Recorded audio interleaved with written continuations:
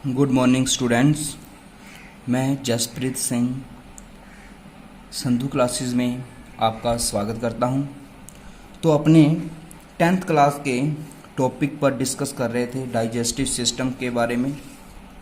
तो कल अपनों ने डाइजेस्टिव सिस्टम के बारे में पढ़ लिया था कि जो डाइजेस्टिव सिस्टम होता है या पाचन क्रिया होती है वो किस प्रकार से होती है। यह मुख से चलती है। जब किसी भोजन को अपने मुख के द्वारा शरीर में ग्रहण करते हैं तो उसे अंतर्ग्रहण कहा था आपको। मुख, ग्रसनी, ग्रास नली, आमाशय, छोटी आंत और बड़ी आंत से होते हुए मल द्वार के द्वारा जब अपना पूरा भोजन पच जाता है तो जो अपशिष्ट होते हैं मल द्वार के द्वारा शरीर से बाहर निकल जाते हैं। तो कल अपनों ने माउथ के बारे में पढ़ लिया था। तो आज अपने डिस्कस करने जा रहे हैं बच्चों फेरिंग्स या ग्रसनी के बारे में। तो बच्चों जो फेरिंग्स या ग्रसनी होती है उसका आकार होता है कुप्पी का नुमा या फ्लास्क के अनुसार। जैसे अपने कुप्पी देखी होगी घरों में, इस प्रकार की कुप्पी होती है ठीक है, या कई बार ऐसी देखी होगी आपने। जो अपना ग्रसनी होती है उसका आकार होता है कुप्पी नुमा या फ्लास्क के समान। बच्चों कहते हैं या अपनी किताब या साइंस की लैंग्वेज में कह सकते हैं कि आहार नाल व श्वास नाल का जो साझा मार्ग होता है, जो आहार नाल और श्वास नाल का साझा मार्ग होता है, ये बच्चों क्या होगी अपना आहार नाल और ये होगी श्वास नाल। इन दोनों का जो साझा मार्ग है ये वाला, इस वाले मार्ग को क्या कहेंगे? ग्रसनी कहेंगे। क्या कहेंगे बच्चों? ग्रसनी के नाम से जाना जाता है। ये आहार नाल होगी, ये श्वास नाल होगी, ये इसका साझा मार्ग है, इसे क्या कहेंगे? ग्रसनी के नाम से जाना जाता है। जो ग्रसनी होती है बच्चों उसके 3 भाग होते हैं, नासा ग्रसनी, मुख ग्रसनी और कंठ ग्रसनी। नासा ग्रसनी को क्या कहते हैं? नेजोफेरिंग्स, और मुख ग्रसनी को ओरोफेरिंग्स, और कंठ ग्रसनी को लैरिंगो फेरिंग्स के नाम से होते हैं, लैरिंगो फेरिंग्स के नाम से। ग्रसनी की जो भोजन घाटी द्वारा ढक्कन, कहने का मतलब जो ग्रसनी होती है उसके जो श्वास नाल होती है, श्वास नाल का पार्ट होता है, उस पर एक ढक्कन लगा होता है। ये ढक्कन बना किसका होता है? कार्टिलेज का बना होता है बच्चों। किसका बना होता है? कार्टिलेज का बना होता है। तो इससे क्या कहते हैं? एपिग्लोटिस के नाम से जाना जाता है। क्या कहते हैं? ये जो ढक्कन लगा हुआ है इसे कहते हैं एपिग्लोटिस। जब अपने भोजन निगलते हैं तो ये ढक्कन बंद हो जाता है ताकि श्वास नाल में क्या ना जाए? भोजन न जाए। ठीक है। इसके बाद अपने बात करते हैं ग्रास नली की। ग्रास नली की लंबाई बच्चों होती है 25 सेंटीमीटर। कितनी होती है? 25 सेंटीमीटर होती है। इसका कार्य क्या होता है? भोजन का आमाशय तक पहुंचाना। इसका कार्य होता है भोजन का आमाशय तक पहुंचाना ही ग्रास नली का कार्य होता है। ठीक है। ये अपना क्या हो गया? ग्रास नली होगी, नीचे क्या है? आमाशय है, ये आमाशय हो गया, इसे कहते हैं ग्रास नली। यहाँ से लेकर ग्रसनी से लेकर आमाशय तक भोजन को पहुंचाने वाली जो नलिका होती है उसे क्या कहते हैं? ग्रास नली कहते हैं। इसके बाद बच्चों बात करते हैं अपने स्टमक या आमाशय की। किसकी? स्टमक या आमाशय की। जो स्टमक या आमाशय होता है उसका आकार या शेप कह सकते हैं, शेप या इसकी आकृति कैसी होती है बच्चों? जे के समान। इंग्लिश का जो अल्फ़ाबेट होता है जे के समान इसकी शेप होती है। कहते हैं कि जो आहार नाल होती है उसका सर्वाधिक चौड़ा भाग होता है ये। ठीक है। आमाशय आहार नाल का सबसे चौड़ा भाग होता है। तो इसके 3 भाग होते हैं बच्चों, कॉर्डियक या जठरागम भाग, फंडिक भाग, जठर निर्गमी भाग होता है। जो कॉर्डियक या जठरागम भाग होता है यह भाग ग्रास नली से क्या होता है? जो अपनी ये ग्रास नली होती है, ग्रास नली से जुड़ा होता है। जो यह भाग होता है किससे जुड़ा होता है? ग्रास नली से जुड़ा होता है। और यह जुड़ता किसके द्वारा है? इसे जोड़ने वाली ग्रास नली का अवरोधनी जोड़ती है। कौन सी होती है? ग्रास नलिका अवरोधनी। इसे किससे जोड़ती है? अमाशय से जोड़ती है। ये ग्रास नली से जुड़ा होता है, ठीक है। इसे जोड़ता कौन है? अमाशय का यह भाग ग्रास नली से जुड़ा होता है। इसे जोड़ता कौन है? ग्रास नली अवरोधनी के जोड़ती है। ग्रास नली अवरोधनी को इंग्लिश में कहते हैं ओएसोफेगल।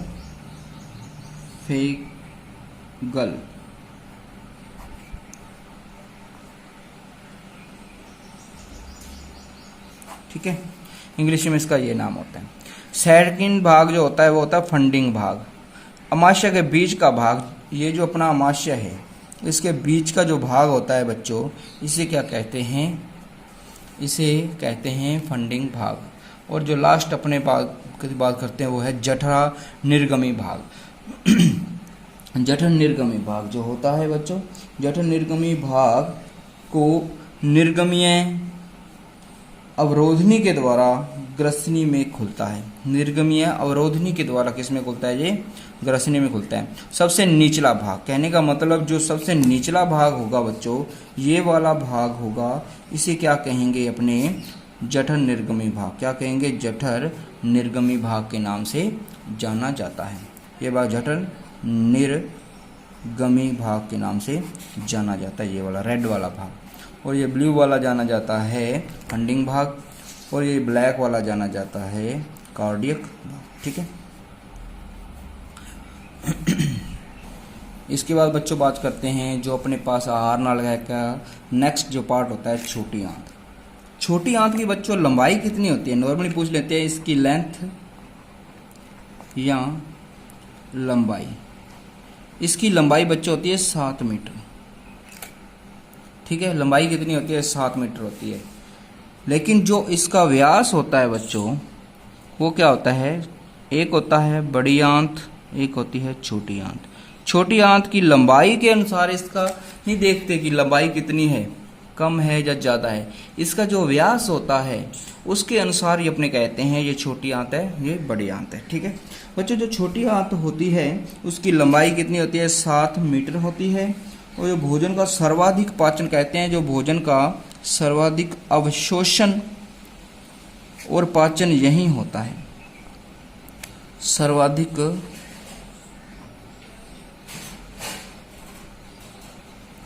अवशोषण व पाचन कहाँ होता है? छोटी आंत में ही होता है। इसके बच्चों 3 भाग होते हैं। छोटी आंत के कितने भाग होते हैं बच्चों? 3 भाग होते हैं। वो भाग कौन कौन से हैं? नंबर 1 भाग होता है ड्यूडेनम। क्या होता है? ड्यूडेनम। दूसरा भाग होता है जेजुनम। क्या होता है? जेजुनम। Duodenum, jejunum. और तीसरा भाग इसका होता है इलियम। क्या होता है? इलियम। जो बच्चों ड्यूडेनम होता है इसे हिंदी में कह देते हैं ग्रहणी पित्त। क्या कहते हैं? ग्रहणी पित्त के नाम से जाना जाता है। और जो जेजुनम भाग होता है इसे कहते हैं अग्र शुद्धांत्र। क्या कहते हैं? अग्र शुद्धांत्र के नाम से जाना जाता है। और जो इलियम होता है इसे जो अग्र शुद्धांत्र क्या हो गया? जेजुनम। और जो इलियम को क्या कहेंगे? शुद्धांत्र कहेंगे। क्या कहेंगे? शुद्धांत्र कहेंगे। ग्रहणी के क्या जो अपनी छोटी आंत होती है कितने भाग होते हैं? उसके कितने पार्ट होते हैं? 3 होते हैं, डेडुनम, जेजुनम और इलियम। जो ड्यूडेनम होता है उसे ग्रहणी पित्त कहते हैं, जेजुनम को अग्र शुद्धांत्र कहते हैं, और जो अपना इलियम होता है उसे शुद्धांत्र के नाम से जाना जाता है। तो इसके जो कार्य देख लेते हैं। जो डेडुनम होता है, जो जेजुनम होता है, जो इलियम होता है, जो अपना ग्रहणी पित्त या ड्यूडेनम होता है, ये अग्नाशय नलिका की जो आंत होती है कि इसी प्रथम भाग में खुलती है। जो अग्नाशय कहते हैं, अग्नाशय नलिका आंत के इसी प्रथम भाग में खुलता है। जो अग्नाशय होता है ना, अग्नाशय जो होता है छोटी आंत के इसी भाग में खुलता है। ठीक है, अग्नाशय इसी में खुलता है। ठीक है, अग्नाशय किस में खुलता है? इसी भाग में खुलता है। सेकंड, जो अपने अग्र शुद्धांत्र, इसकी आंतर कोशिका अवशोषण में सहायक होती है। जो इसकी आंतर कोशिका होती है, इंटरनल सेल्स जो बच्चे होती हैं, इंटरनल सेल्स जो होती हैं वो अवशोषण में सहायक होती हैं। मतलब कहें तो अवशोषण कहाँ होता है? जेजुनम में होता है। तो खाए पिए चीज़ें अपने खाते हैं जो एसिड बेस के साथ मिलकर अपने कहाँ जाएंगी? छोटी आंत में जाएंगी। तो अवशोषण कहाँ होगा? इसी में होगा, अगर शुद्धांत्र में होगा। तो अपने बात करते हैं शुद्धांत्र या इलियम की। शुद्धांत्र या इलियम की बात करें तो आंत में अवशोषण करने वाला अंतिम भाग, जो अपनी छोटी आंत है उसमें अवशोषण करने वाला जो अंतिम भाग होता है यही होता है अवशोषण करने वाला अंतिम भाग है। ये शोषण करने वाला ये अंतिम भाग है। ठीक है। जो छोटी आंत है उसके 3 भाग थे, duodenum, jejunum, ileum. Ileum duodenum को कहते हैं ग्रहणीपित्त। ग्रहणीपित्त का क्या काम होता है? अग्नाशय इसी में खुलता है। ठीक है। तो जेजुनम अग्र शुद्धांत्र कहते हैं, ये इंटरनल सेल को अवशोषण करता है। तो इलियम है, इलियम को शुद्धांत्र करते हैं, अवशोषण करने वाला अंतिम भाग होता है। इलियम क्या होता है? अवशोषण करने वाला अंतिम। स्टूडेंट्स, अब आगे छोटी आंत होगी, बात करते हैं लार्ज इंटेस्टाइन अर्थात बड़ी आंत के बारे में। बात करते हैं जो बड़ी आंत होती है बच्चों, इसके भी 3 पार्ट्स होते हैं। मतलब कितने भाग होते हैं इसके? 3 भाग होते हैं। नंबर 1 भाग होता है इसका, कौन सा होगा? कोलन। क्या होता है? कोलन, या इसे कह देते हैं, कोलन से पहले सिक्कम रख लेते हैं। क्या होता है? सिक्कम, कोलन और रेक्टम। इसके 3 भाग होते हैं। कौन कौन से? सिक्कम होता है, कोलन होता है और रेक्टम होता है। ठीक है। जो बात करते हैं, इसका कोई मेन कार्य नहीं होता, लेकिन कोलन जो होता है इसे कहते हैं बृहदांत्र। क्या कहते हैं? बृहदांत्र। इसे कहते हैं अदांत्र और इसे कहते हैं मलाशय। जो बच्चों बृहदांत्र होता है ये कहते हैं आरोही, असेंडिंग, अनुप्रस्थ, अवरोही व सिग्माइड भागों में विभाजित होता है। ठीक है। इसमें इसका भी कोई इतना ज़्यादा अपच अपशिष्ट के बहिक्षेपण से संबंधित, जो अपने खाया पिया है उसका बहिक्षेपण कहाँ से होता है, यानी निकलता कहाँ से है? यहाँ से निकलता है। ठीक। इसके बाद पाचन ग्रंथियों के बारे में बात करते हैं। जो अपने शरीर में पाचन ग्रंथियाँ होती हैं बच्चों। पाचन ग्रंथियों में सबसे पहले लार ग्रंथियों की बात कर लें। कौन कौन सी? लार ग्रंथियाँ। ठीक है। तो लार ग्रंथियों की बात करते हैं तो ये 3 जोड़ी होती हैं। कितनी होती हैं? 3 जोड़े होती हैं। कितने होती हैं? 3 जोड़े। 3 जोड़े होती हैं। तो एक होती है कर्ण पूर्ण ग्रंथि। ठीक है। एक होती है कर्ण पूर्ण ग्रंथि, एक होती है अधोजब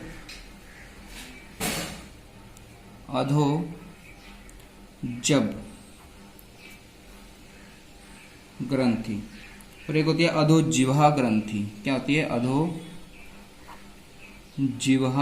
ग्रंथि।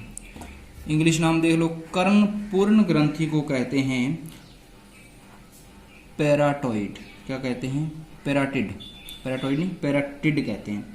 और जो अधोजब ग्रंथि होती तो इसे क्या कहेंगे? अधोजब को सब मंडिबुलर। और जो अधोजिह्वा होती है बच्चों इसे कहते हैं सब लिंगुअल। ठीक है। ये होती है। इसके बाद लार सिरमी तरल है। जो लार होती है बच्चों उसमें क्या पाया जाता है? सीरम पाया जाता है, इसलिए इसे क्या कहते हैं? लार तरल होता है। कैसी तरल होता है? सिरमी तरल कह देते हैं, क्योंकि उसमें सीरम पाया जाता है, सिरमी तरल। जो लार होती है उससे पाचन किसका होगा? स्टार्च का पाचन होगा। किसका? स्टार्च। क्योंकि इसमें एक एंजाइम पाया जाता है जिसे कहते हैं टॉयलिन। क्या होता है? टॉयलिन। टॉयलिन किसका पाचन करता है? स्टार्च का पाचन करता है। इसके बाद सेकंड बच्चों देख लेते हैं अपने अग्नाशय ग्रंथि। ये कहते हैं स्टूडेंट, जो अग्नाशय होता है, जो अग्नाशय का ये भाग हैं। ये जो अग्नाशय होता है, अग्नाशय का जो बाहरी भाग होता है बच्चों, जो बाहरी भाग होगा वो किसका स्त्रवण करता है? अग्नाशय रस का स्त्रवण करता है। किसका? अग्नाशय रस का स्त्रवण करता है। जो माध्यम, किसका माध्यम कैसा होता है? क्षारीय माध्यम होता है। कैसा माध्यम होता है? क्षारीय माध्यम होता है इसका। ठीक है स्टूडेंट्स, जो क्षारीय माध्यम होगा उसमें क्षार कहने का मतलब जो पीएच कितना होगा उसका 7 से ज्यादा होगा। ठीक है, पीएच कितना? 7 से ज्यादा। तो अब देखो, जो भोजन होता है, भोजन में प्रोटीन, वसा, कार्बोहाइड्रेट, ठीक है, इसके पाचन में सहायक होता है, पाचन में हेल्प करता है। इसके बाद बात करते हैं अपने बच्चों यकृत के बारे में। किसके बारे में? यकृत। जो यकृत होता है सबसे बड़ी ग्रंथि माना गया है, जो अपने शरीर की सबसे बड़ी ग्रंथि कहते हैं, जिससे निर्माण किसका होता है? कहने का सबसे बड़ी ग्रंथि। इससे पित्त का निर्माण होता है। किसका निर्माण होता है? पित्त का निर्माण। किसका निर्माण होता है बच्चों? इससे पित्त का निर्माण होता है। जो कहते हैं अपना पित्ताशय में जो स्टोरेज, पित्त वसा के पायसीकरण, जो पित्त वसा होती है, पित्त वसा का पायसीकरण कहाँ होता है? पित्त वसा का पायसीकरण भी बच्चों यकृत में ही होता है, इमल्सीकरण कह सकते हैं। तो एंजाइमों के लिए क्षारीय माध्यम बनाने का कार्य, जो अपने शरीर में एंजाइम होते हैं, एंजाइमों के लिए क्षारीय माध्यम बनाया कहां से जाता है? क्षारीय माध्यम बनाने का कार्य भी कौन करता है? यकृत करता है। कौन बनाता है? यकृत बनाता है क्षारीय माध्यम। इसके बाद बच्चों बात करते हैं भोजन का पाचन। भोजन का पाचन कहते हैं कि पाचन एक यांत्रिक और रासायनिक क्रिया होती है। कैसी क्रिया होती है? यांत्रिक होती है प्लस रासायनिक। पाचन कैसी क्रिया है? यांत्रिक भी है और रासायनिक, दोनों प्रकार की क्रिया है। जो अपना मुख होता है, मुख से लार निकलती है, तो जो 30% जो स्टार्च होती है स्टूडेंट्स, उसका पाचन करती है। तो स्टार्च को किस में बदलेगी? ये लार। टाइलिन इसमें एंजाइम पाया जाता है, लिख देते हैं स्टार्च। टाइलिन किस में बदलेगा? माल्टोज में। माल्टोज मीठी होती है। ठीक है, इसके बाद बात करते हैं जो अपना अमाशय होता है। क्या होता है? अमाशय होता है।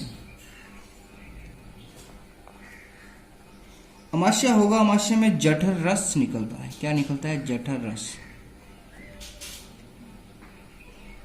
इसमें क्या पाई जाएगी? जठर रस में म्यूकस, प्री एंजाइम जैसे कि पेप्सिनोजन तथा HCl हाइड्रोक्लोरिक अम्ल। जो बच्चों कहते हैं जो म्यूकस होती है, म्यूकस का स्त्राव कहां से होता है? ग्रीवा सेल से या ग्रीवा कोशिका से म्यूकस का स्त्राव होता है। क्लियर? अब कहते हैं जो नवजात तत्वों के अमाशय से स्त्रावित रेनिन एंजाइम, जो नवजात बच्चे होते हैं बच्चों, छोटे बच्चे होते हैं, नवजात बच्चे, उनमें क्या होता है? अमाशय से रेनिन स्त्रावित होता है। क्या स्त्रावित होता है? रेनिन। जो दूध का क्या करता है? दूध की प्रोटीन के पाचन में सहायक होता है। दूध में प्रोटीन पाई जाती है। दूध की प्रोटीन में सहायक। ये नवजात बच्चों में ही होता है। नवजात बच्चों में जो रेनिन स्रावित होता है वो दूध की प्रोटीन में के पाचन में सहायक है। ठीक है, जो इसके बाद बात करते हैं, एक रह गया HCl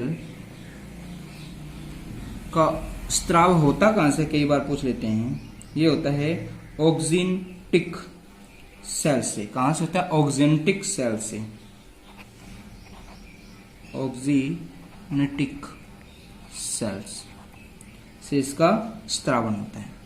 तो बच्चों अब इसके बाद ये अपना हो गया पाचन होता कैसे, किस प्रकार से होता है। तो इसके बाद अपने बात करते हैं आहार नल के विभिन्न भागों में होने वाले पाचन का सारांश। ठीक है, आहार नल के विभिन्न भागों में होने वाले पाचन का सारांश में बात करते हैं। पहला अपना कॉलम आ गया कार्यस्थल, सेकंड कॉलम में आ गया स्रावित एंजाइम व अन्य पदार्थ, थर्ड आ गया पाचन रस एवं या एंजाइम। पाचन का रस व एंजाइम को स्रावित करने वाली ग्रंथियों के भाग, और इसके बाद फोर्थ कॉलम अपना कार्य, और फिफ्थ है माध्यम कैसा है बच्चों, इसका माध्यम कैसा है, पीएच कितना होगा। ठीक है स्टूडेंट्स, आगे अपने डिस्कस करने जा रहे हैं मुख गुहा से स्रावित होने वाले जो पहले स्रावित एंजाइम हैं, वह एमाइलेज एंजाइम स्रावित होता है, और टाइलिन ये कहाँ से होते हैं, लार ग्रंथि से स्रावित होते हैं। स्टार्च को माल्टेज में बदलना इसका कार्य होता है, और उदासीन से हल्का क्षारीय होता है। तो इसके बाद अमाशय की बात करें, अमाशय में पेप्सिन, रेनिन, अम्ल और म्यूकस जिसे जठर कहते हैं स्रावित होते हैं। अमाशय भित्ति में स्थित जठर ग्रंथियों से स्रावित होते हैं। तो प्रोटीन का पेप्टाइड में बदलना पेप्सिन करता है। रेनिन जो होता है कैसिन से पैराकेसिन बनाता है, और जो म्यूकस होती है बच्चों वो माध्यम को अम्लीय बनाने का कार्य करती है। तो इसके बाद छोटी आंत से amylase, trypsin, chymotrypsin, carboxypeptidases, lipase, nucleus, ये सभी के सभी अग्नाशय कहते हैं कि ये किससे कहते हैं, पाचक रस या एंजाइम को स्रावित करने वाला भाग क्या होता है, इसका अग्नाशय होता है। तो एमाइलेज स्टार्च को माल्टेज में बदलता है, ट्रिप्सिन प्रोटीन को पेप्टाइड्स में बदलता है, क्राइमोट्रिप्सिन प्रोटीन को पेप्टाइड्स में, और कार्बोक्सीपेप्टाइड पेप्टाइड को अमीनो अम्ल में, और जो लाइपेज होता है मोनोग्लिसराइड वसा DNA, RNA, न्यूक्लियोटाइड में बदल देता है। इसका माध्यम कैसा होता है, क्षारीय माध्यम होता है। इसका बढ़िया से maltose, lactose, sucrase, lipase, nucleus, nucleotides, tripeptides, phosphatase, ये छोटी आंत की भित्ति में स्थित ग्रंथियों से स्रावित होते हैं। तो माल्टेज होता है, माल्टोज को ग्लूकोज में, लैक्टोज को ग्लूकोज व लैक्टोज में, और जो सुक्रोज को ग्लूकोज व फ्रक्टोज में, और जो लाइपेज वसा को वसीय अम्ल व ग्लिसरॉल में, और न्यूक्लियस जो होता है न्यूक्लिक अम्ल को न्यूक्लियोटाइड्स में, और न्यूक्लियोटाइडेज जो होता है न्यूक्लियोटाइड्स को न्यूक्लियोसाइड्स व फॉस्फेट में, और डाइपेप्टाइड्स जो होता है डाइपेप्टाइड्स को अमीनो अम्ल व न्यूक्लियोसाइड्स में, और फॉस्फेटेज जो होता है नाइट्रोजनी जो क्षारक होते हैं बच्चों उनको शर्करा राइबोज मिलता है। और इनका माध्यम कैसा होता है, क्षारीय माध्यम होता है। इसके बाद बात करते हैं यकृत की। जो यकृत होता है पित्तरस के पित्त लवण, जो इसका कहते हैं स्रावित एंजाइम वो है यकृत जो होता है पित्तरस के पित्त लवण यकृत से स्रावित होते हैं। वसा का इमल्सीकरण पाइसीकरण करता है। वसा का पृष्ठ सतह बनाने हेतु छोटी छोटी गोलियां जो होती हैं उनमें बच्चों चेंज कर देता है। इसका माध्यम भी कैसा होता है, क्षारीय माध्यम होता है।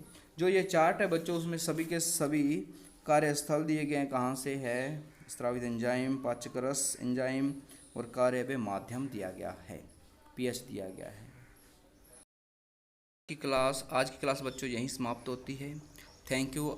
और हमारे यूट्यूब चैनल संधू क्लासेस को लाइक, शेयर, कमेंट्स और सब्सक्राइब ज़रूर करें ताकि आगे अपने अच्छी वीडियो ला सकें। Thank you.